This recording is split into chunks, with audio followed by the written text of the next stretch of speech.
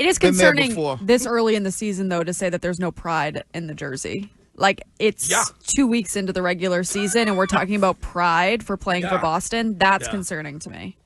And that's on Alex Cora. Yeah, maybe they could go on the Blue Origin flight together. Maybe that gets some team bonding. Well, I don't know what you do. So, I think you tried to get rid of Casas, and you couldn't really get rid of Casas. Right. So I don't know what. There's nothing you could do with Devers. I guess you could give Devers a run at third base if you want to. Could do that. Try to get everybody. That will not happen. Because they're not going to start engaging in that. If they do anything, they'd put Devers at first base. Yeah. And then they can, figure out the DH from there. But it is unbelievable that Devers, at this point of the season, has 30 strikeouts at whatever it is, April 15th. But the biggest problem is the offense. It's not reliable. Even this past weekend in Chicago, the game they won, they put up 3 runs. The offense has been abysmal. But that's a series that you should have swept. Of course. Never mind, you at least won the series. Yeah. Right. Honestly, this is inexcusable. There is nothing. I mean, they are a far better team than the White Sox, and they are a better team than the Rays. If anything, they're close to even. They're not 15 runs better. Well, the good thing about it, the only kind of potential light at the end of the tunnel is that the division you're in stinks.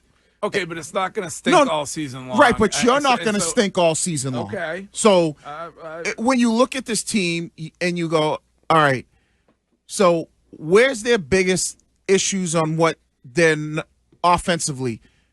They're not able to they're not able to get runs, right? So they're hitting the ball they have hits, but they just are leaving a lot of runners in scoring position. So they're not scoring runs. When you start to look at, all right, will that ultimately change? I think that if you look at the track record of the Red Sox, their hitting generally ends up pretty good at the end of the season. And Brooksy told us it would take a bit. Yeah, and so you've been fortunate that you're in a division that the rest of the teams haven't been playing well. If they were in the NL West, go look at those 3 teams: San Francisco, the Padres, and the Dodgers.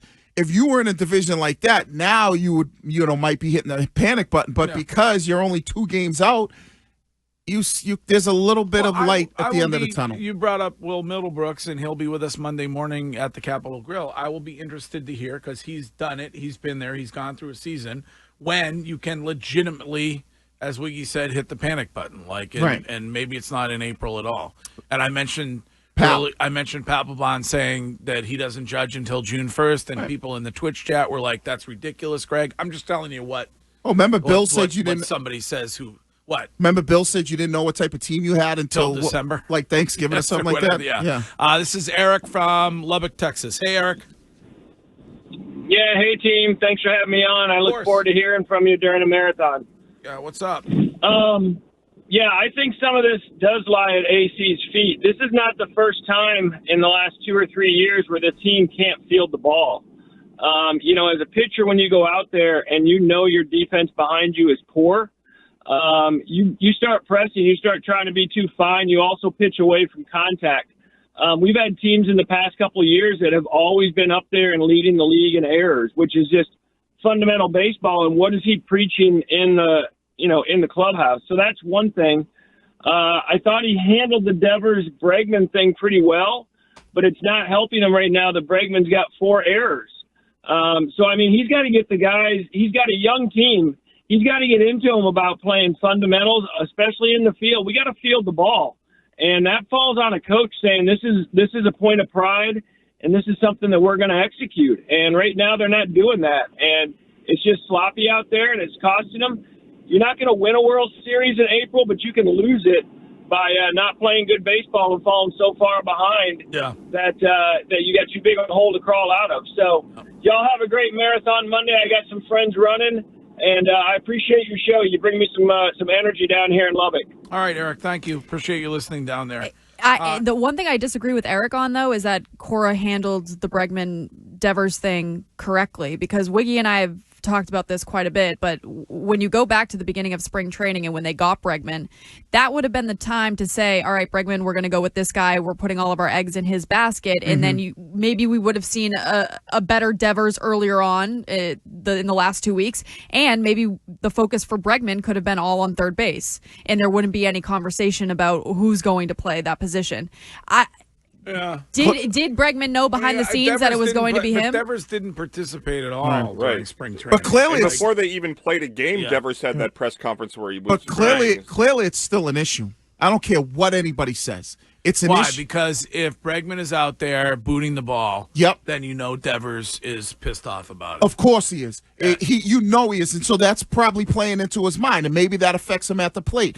And then Bregman, he may boot the ball and go, well, I know this other guy over here is ticked off that I'm playing this position, and maybe that's in his mind a little bit where he's like almost like he has to be perfect because he knows one of his teammates and basically the face of the franchise, how badly he wants that position, and they give it to you. So to think that there's no issue, and there might not be an issue between the two of them, but to think that there's not an issue for Devers or even Bregman to be thinking about this stuff with the third base position, I would say you'd be whistling past the grave. So how does that manifest itself, though, Wig? So what happens? So they're not playing. How do they fix it? No, like how does this? So Devers is unhappy. That's why he's striking out. So I think Devers looks at it and goes, "Wait a second.